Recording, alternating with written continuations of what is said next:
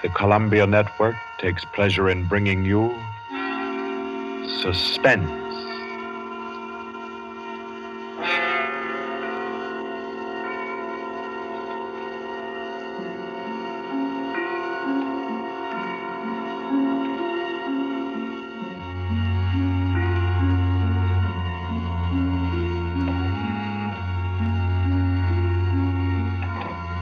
Suspense.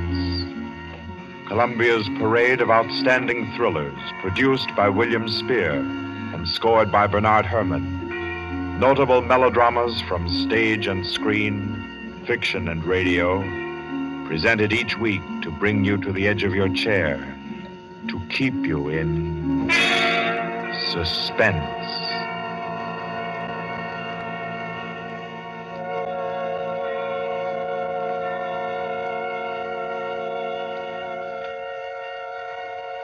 Tonight's story, by the noted American author T.S. Stribling, deals with a crime of murder on an exotic and atmospheric island, with ragged beggars who slept in a Hindu temple and awoke with gold in their pockets and a dead girl lying near them, and with a strange and mystical entrance into the life of hereafter, which was the experience of an American psychologist. For your suspenseful listening, we invite you to join us for A Passage to Benares.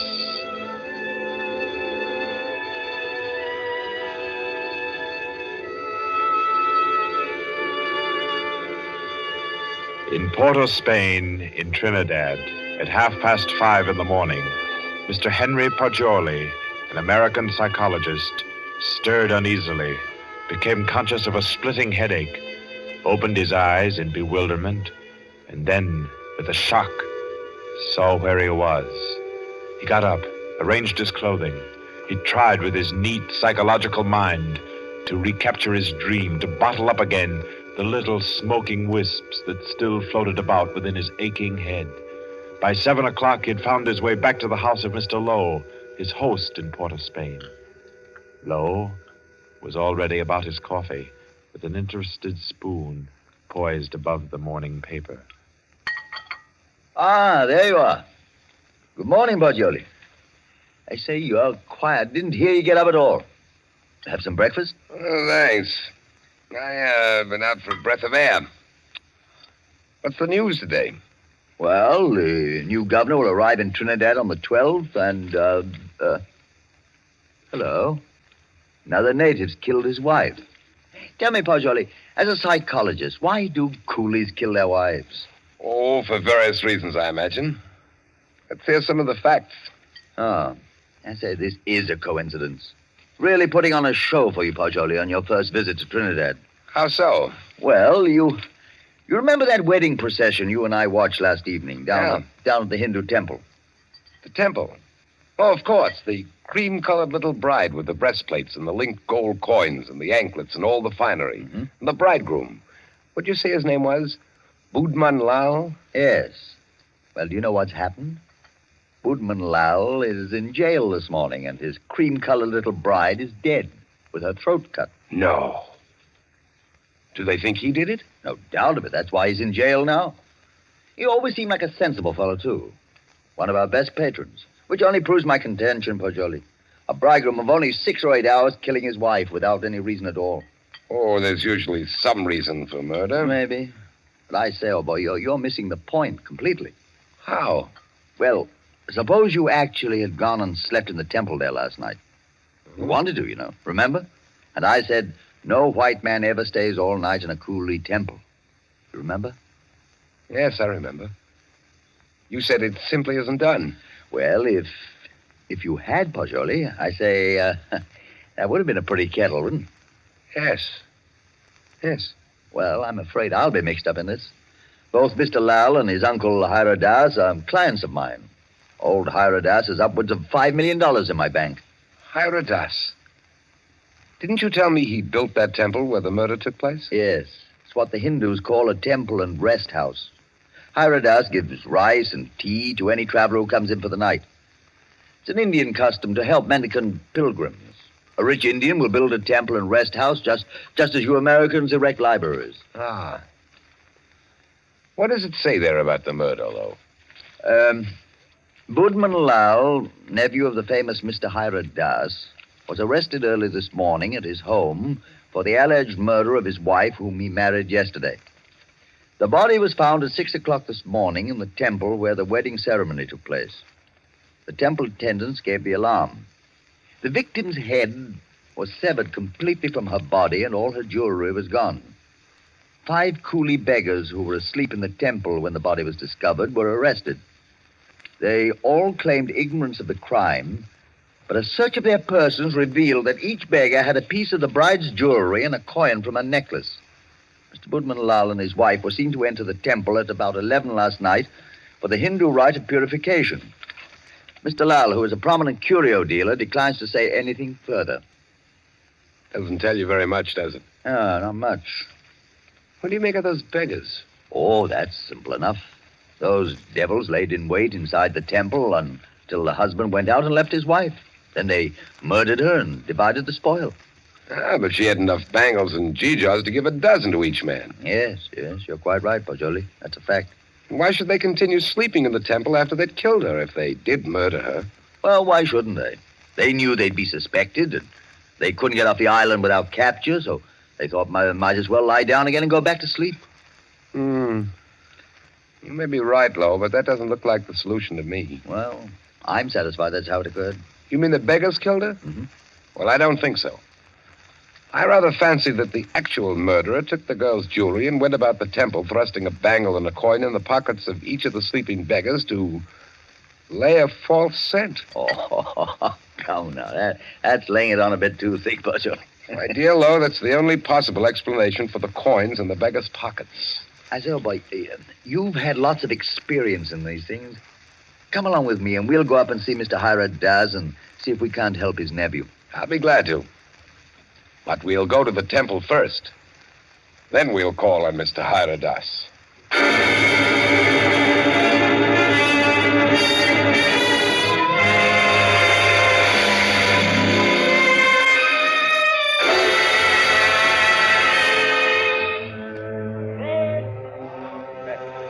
Well, here we are. In spite of the police guard at the door, the temple doesn't look sinister in the daylight. No, it just looks dirty. Let's go in and question the beggars. Hey, excuse me, did any of you fellows hear noises in this temple last night? Oh, much sleep, Sahib. No noise. Policeman Pancho's wake this morning makes it still here. What's your name? Shuda Chan, Sahib. When did you go to sleep last night? When I ate rice and tea, Sahib. Mm-hmm. Do you remember seeing Budman Lal and his wife enter this building last night? Yes, remember, Sahib. Did you see them go out? No, Sahib. No one remember go out. You were all asleep then, huh? All asleep, Sahib. Did you have any dreams during your sleep? Hear any noises? I dream bad dreams, Sahib. Huh? When policeman punched me awake this morning, I think dream is come true. And me, Sahib. Me, too. Me. Did you all have bad dreams? Yes, all have bad dreams. Look here, Pajoli. I don't see where this is getting us. I do think we ought to be getting on to old Hira Das's house. No, I think we can now entirely discard the theory that the beggars murdered the girls. On what grounds? They told you nothing except that they all had bad dreams. That's the reason. They all had wild, fantastic dreams. That suggests that they were given some sort of opiate in their rice or tea last night. It's quite improbable that 5 ignorant coolies would have wit enough to concoct such a piece of evidence as that. That's a fact, but I don't believe a Trinidad court would admit such evidence. We're not looking for legal evidence. We're after some indication of the real criminal. Now I suggest that we get onto the house of Hira Das.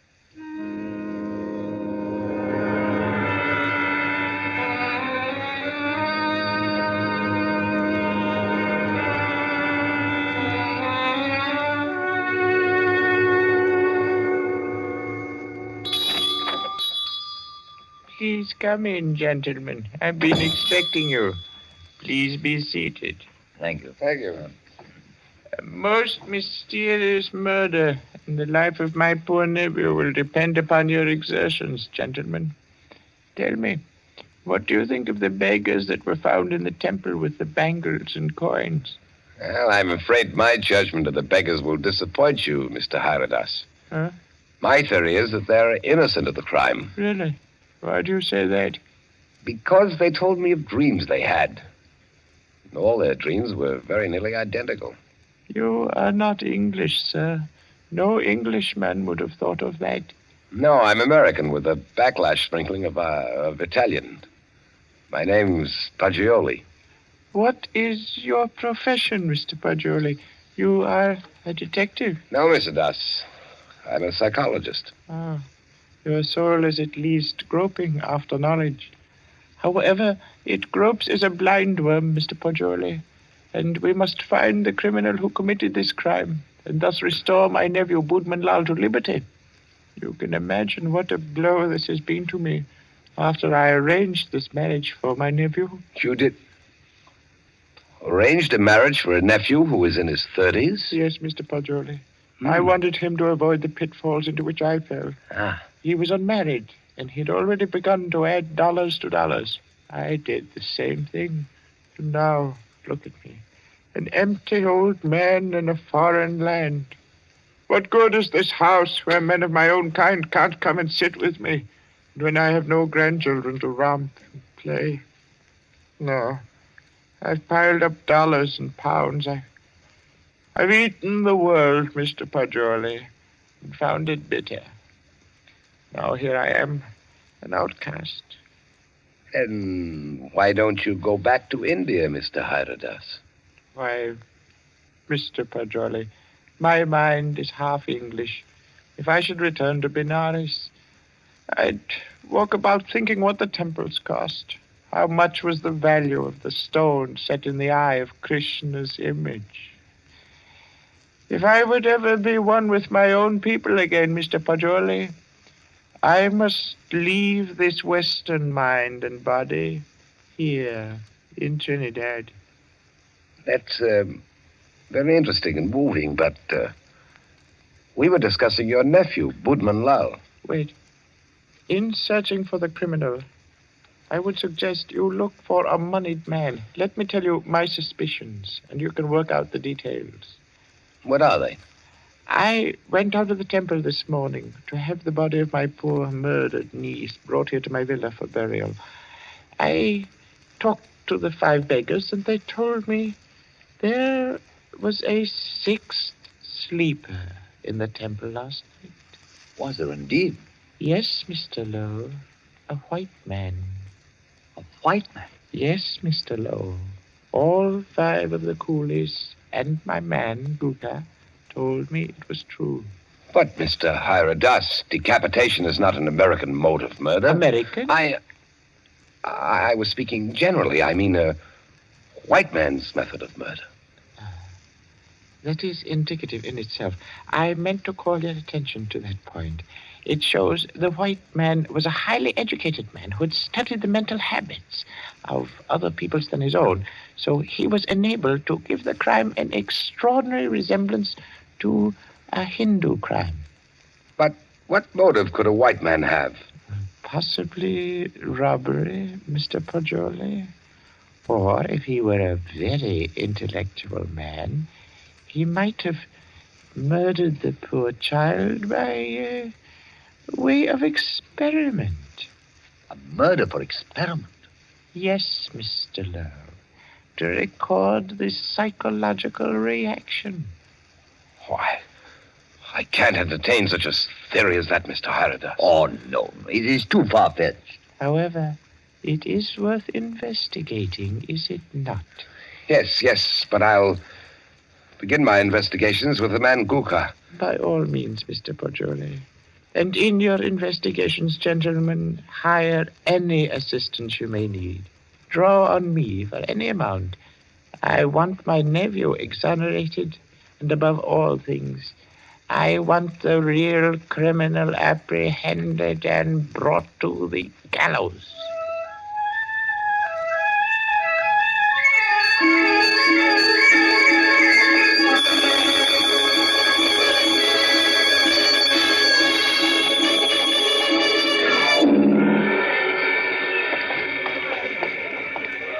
What do you think of that, Pajoli? White man in that temple. Sounds like pure fiction to me, to shield Boban Lau. You know, these fellows hang together like thieves. Say, it's a jolly good thing we didn't decide to sleep in the temple last night, isn't it? You know, in my opinion, Lo, the actual criminal is Boudman Lau. Same here. I've thought so ever since I first saw the account in the paper. Somehow these fellows will chop their wives to pieces for no reason at all. Lo, what do you know about Boudman Lau? Well, he was born here and has always been a figure because of his rich uncle. Lived here all his life? Except when he was in Oxford for 6 years. Oh, he's an Oxford man, huh? Yes. There you are. That's the trouble. I don't understand. What do you mean, Pajoli? Well, no doubt he fell in love with some English girl, but when old Hira Das chose a Hindu child for his wife, Boudman couldn't refuse marriage. No man's going to quarrel with a $5 million legacy. And then he chose this ghastly method of getting rid of the child bride. I dare say you're right. I feel sure Boudman Lau killed the girl. George, I'm getting tired of walking. There's a cab. Let's hop it and ride the rest of the way. Hi, cabby! A cab! I say, Well, aren't you coming? You know, I don't feel that I can conscientiously continue this investigation, trying to clear a person whom I have every reason to believe guilty. But, man, don't leave me like this.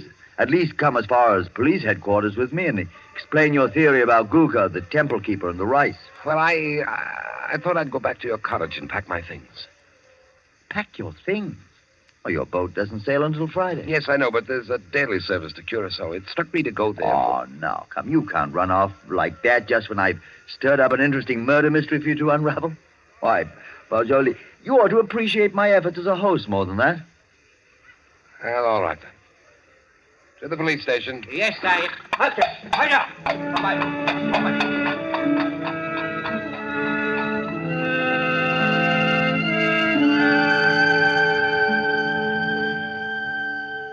Chief Vickers, this is my friend, Mr. Pajoli. Mr. Pajoli, Mr. Vickers is chief of Trinidad's police force. How do you do? How do you do? Chief Vickers, I've asked Mr. Pajoli's counsel in the Boudman Lau murder case.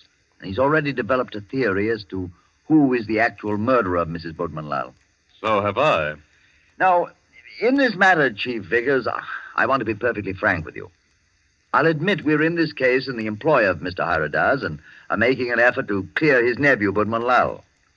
We felt confident you'd use the skill of the police department of Port of Spain to work out a theory clearing Boudman Lau just as readily as you would to convict him. Our department usually devotes its time to conviction and not to clearing criminals. Yes, I know that, but if our theory will point out the actual murderer... What is your theory? Mr. Pajoli's deduction is based on the dreams of the men who were found in the temple. So Mr. Pajoli's deduction is based on dreams. It would be a remarkable coincidence, Mr. Vickers, if 5 men had lurid dreams simultaneously without some physical cause. It suggests strongly that their tea or rice was doped. Now, if you find out what soporific was used, then have your men search the sales record of the drugstores in the city to see who has lately bought such a drug. You will find the murderer. Uh-huh. How do you like Trinidad, Mr. Pajoli? I'd like it very much indeed. You've just arrived, haven't you? Yes. In what university do you teach back in the States? Ohio State. A chair of criminal psychology in an ordinary state university? I'm not a professor. I'm simply a docent, and I haven't specialized on criminal psychology. I quiz on general psychology. You're not teaching now? No, this is my sabbatical year. You look young to have taught in the university 6 years, but then you Americans start young in your land of specialists. Now, Mr. Pajoli, I suppose you're wrapped up heart and soul in your psychology. I am. You'd do anything in the world to advance yourself in the science. I rather think so. Especially keen on original research work. That's what he is, Chief Vickers. Do you know what he asked me to do yesterday afternoon? No, what, Mr. Lowe? Oh, I don't think we ought to burden Mr. Vickers with our household anecdotes. Oh, but I'm really curious. Just what did Mr. Pajoli ask you to do yesterday afternoon, Mr. Lowe? Oh, well, really nothing at all. It was just a little psychological experiment he wanted to do. And did he do it? Oh, no. I wouldn't hear of it. Oh, as unconventional as that? Oh, it was really nothing at all. I think I could guess your anecdote if I tried, gentlemen. About a half an hour ago, I received a telephone message from my man stationed at the temple to keep a lookout for you and Mr. Pajoli. Look out for us. Yes, because one of the coolies under arrest told him that Mr. Poggioli slept in the temple last night. Oh, but that's not true. That's exactly what he didn't do. He suggested it to me, but I said no. You remember, Poggioli, you didn't do it. Did you, Poggioli? Did you? You see, he did. Gentlemen, I had a perfectly valid and important reason for sleeping in the temple last night, and so I can only ask your sympathetic attention to what I'm about to say. Go on. You remember, Lo, you and I were down there watching a wedding procession. Well, just as the music stopped and the procession entered the building, suddenly it seemed to me as if they'd vanished. Naturally, they'd gone into the building. No, I don't mean that. I'm afraid you won't understand what I do mean. That the whole procession had ceased to exist, melted into nothingness. You see, that's really the idea in which the Hindus base their notion of heaven. Oblivion, nothingness. Yes, I've heard that before. Well, our medieval Gothic architecture was the conception of our Western heaven, and I thought perhaps the Indian architecture had somehow caught the motif of the Indian religion, suggested nirvana. That's what amazed and intrigued me. That's why I wanted to sleep in the place. I wanted to see if I could further my shred of impression. Does that make any sense to you, Mr. Vickers? We are not interested why you went, Mr. Poggioli. We know a murder took place in the temple. You can't think that I committed a horrible murder as an experiment. You intellectual chaps do some pretty weird things, Mr. Poggioli. Why, only the other day I was reading about two young intellectuals. What? Yes, these fellows I read about also tried to turn an honest penny by their murder. I don't suppose you happened to notice yesterday that the little bride, Maila Ran, was almost covered with gold bangles and coins? Of course I noticed it.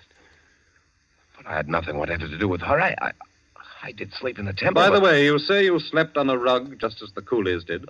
Yes, I did. And you didn't wake up either, Mr. Poggioli? No. Then did the child's murderer happen to put a coin and a bangle in your pockets, just as he did the other sleepers in the temple? I don't know. I haven't looked in my pocket since then. Then please do so now, Mr. Poggioli. Oh, yes. Here they are, Mr. Vickers. You don't happen to have any more, do you? No. I've already been through all my pockets, and I haven't any more. Well, that's something. Of course, you might have expected just such a questioning as this and provided yourself with these 2 pieces of gold, but I doubt it. Somehow, I don't believe that you're an experienced enough man to think of such a thing. However, we shall see. I suppose you have no objection, Mr. Poggioli, to my accompanying you over to have a little search of your baggage in Mr. Lowe's cottage?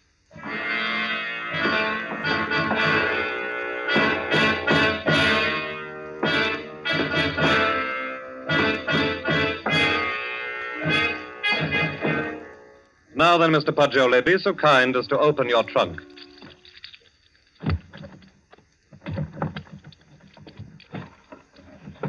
Good heavens. Mm-hmm. Just as I thought. A trunk tray full of bangles and coins. I'll say one thing for you, though, Mr. Poggioli. Your nerve almost got you by. But you can't believe that I did it. No. You don't believe I did this, do you? I don't. In your trunk, Poggioli. If I did it, I was sleepwalking. God, to think that it's possible that right here in my own Well, trunk. we might as well start back, I suppose. This is all. I'll go back with you, Poggioli. I'll see you through. Somehow I can't. I won't believe you did it. Thanks. You know, Poggioli, you set out to clear Boatman Lal, and, well, dash it all, it looks as if you have. No, he didn't. Budman Lal was out of jail at least an hour before you fellows came into police headquarters to see me. Out? You mean that you turned him loose? Yes. How's that, Chief Vickers? Because, Mr. Lowe, he didn't go to the temple at all with his wife last night.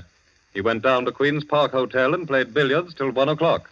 He called up a few friends and proved that easily enough. My word, that leaves nobody but... Yes, Poggioli. I don't know anything about it. If I did commit the murder, I was asleep. I don't know anything about it. That's all I can say. I don't know anything about it. Perhaps arrest and jail will help restore your memory. Well, we'll see. Come now, Poggioli, old man. Don't be too downhearted. I promise you, I'll do everything I can.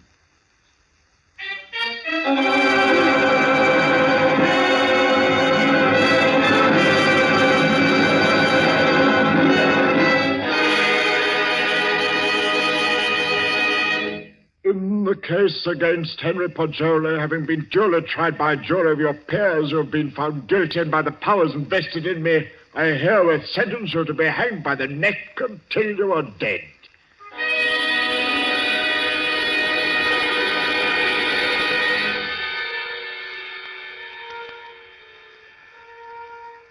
To recall a lost dream is the most tantalizing task ever a human brain was driven to. But if I lie still long enough on this bunk, perhaps I can recapture the dream I had in the temple last night. Yes. It seems to me that the image on the altar moved, and suddenly the dome overhead was opened and left me staring upward into a vast abyss, where I was alone in endless space, where all creatures and all matter that had ever been or ever would be were wrapped up in me, Poggioli. That was my dream. That's an odd thing. 6 men dreaming the same dream in different terms. There must be a physical cause for such a phenomenon. Of course! I've got it! Vickers! Flo! I have it! I've solved it! Get me out of here! I know who killed the girl!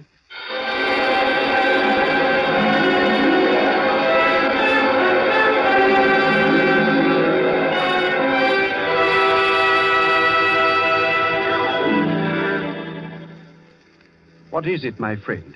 I know who murdered the bride. Old Ira Dodds did it. Now listen. Go tell Vickers to take the gold he found in my trunk and develop all the fingerprints on it. He'll find Ira Doss's prints. Also tell him to follow out that opiate clue I gave him. He'll find Ira Doss sent a man to put the gold in my trunk. See if they don't find brass or steel filings in my room where the scoundrel sat and filed a new key. But they've already done that long ago. They have? But certainly. And old Hyrodas confessed everything. Though why a rich old man like him should have murdered a pretty child is more than I can see. But why did he pick on me as a scapegoat? Oh, he explained that to the police. He said he picked on a white man so the police would make a thorough investigation and be sure to catch him. He did? Aye. But what I can't see is why the old boy wanted to be caught and hanged. Why didn't he commit suicide? Why? I know why. Because according to his religion, in that case his soul would have returned in the form of some beast.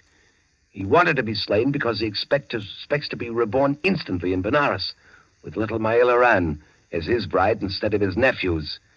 He hopes to be a great man with wife and children. All the things he was not, here in Trinidad. Yes, you must be right. Why didn't you come and tell me about Hyrodas's confession the moment it occurred? What do you mean keeping me here when you know I'm an innocent man? Why didn't you tell me before this? Because I couldn't. Old Hyrodas didn't confess until a month and 10 days after you were hanged.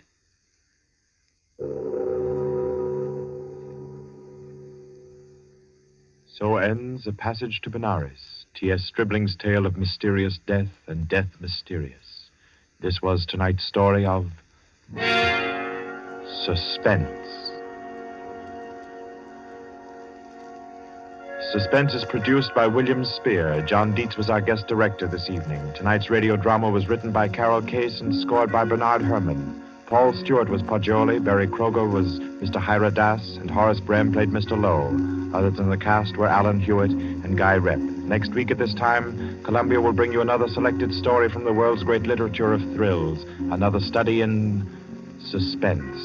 This is Barry Kroger, and this is the Columbia Broadcasting System.